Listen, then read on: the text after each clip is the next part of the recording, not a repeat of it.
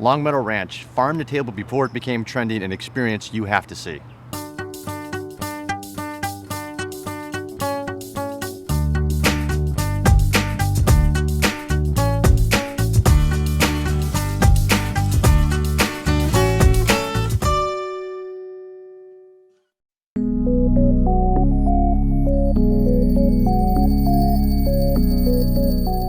So we're at the restaurant now, but walk me through the whole family history and how we came to be in St. Helena and how you're here and what the family has done. Yeah, absolutely. Long Meadow Ranch is the historical name of the property that we have just south of where we are now in the Mykonos Mountains. Okay. The property is about 650 acres, and it was originally planted to grapes and olives in 1872 by a guy named E.J. Church, and he farmed the property until Prohibition, when he could no longer sell his grapes to other wineries, and so effectively abandoned the ranch, and nobody farmed it until my family kind of just brought it back to life.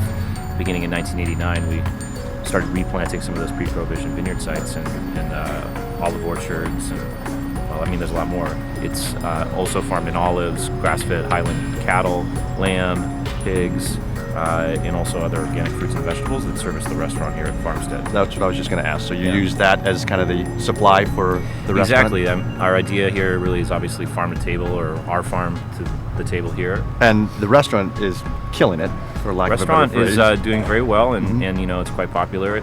Obviously, the majority of the ingredients are coming from the farm, so you know, it's all of our own grass-fed beef and lamb. The majority of all the produce seasonally is coming from the ranch as well, or the local sources. And it's interesting because I know a lot of people that know about the restaurant, but they don't know about the wine, and the wine is really a hidden gem. So how much wine do you make, and what do you specialize in? Yeah, we make about 15,000 cases, and we specialize in Cabernets as well as Sauvignon Blanc. Our Cabernet wines are really unique in the sense that they are all grown on that home ranch that I was mentioning in the Mykonos Mountains. Okay. So, that's all at elevation, and we're at about 1,100 feet up in the hill. So it's a bit cooler, and I think our style is also a bit more refined as a result of that. So we produce really balanced and elegant style Cabernet wines. And so it's mountain fruit because it's a little bit higher up on the benchland. So it's cooler. We harvest a little later, and also typically at lower sugars. So that all also results in a little lower alcohol. So the wine has a finesse and an elegance to it that, you know, is obviously really perfectly paired with food.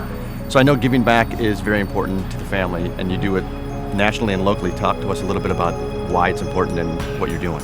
Yeah, you know, and locally here at Farmstead, we have a Corkage for Community program where we actually take our corkage fees and 100% of those proceeds are given back to different community not-for-profits each month. So it's a very modest corkage fee, unlike anything in the valley. Yeah, and so instead of your typical, you know, $25 corkage, this is a $5 fee. And so we encourage people to bring their wine and enjoy them, and you know. That's awesome. And you have a tasting room here next to the restaurant, but you're also building a new winery. We are. We do. We have our tasting room here adjacent to Farmstead, which is great, so you can come and have lunch, or you know, do a wine tasting before or after.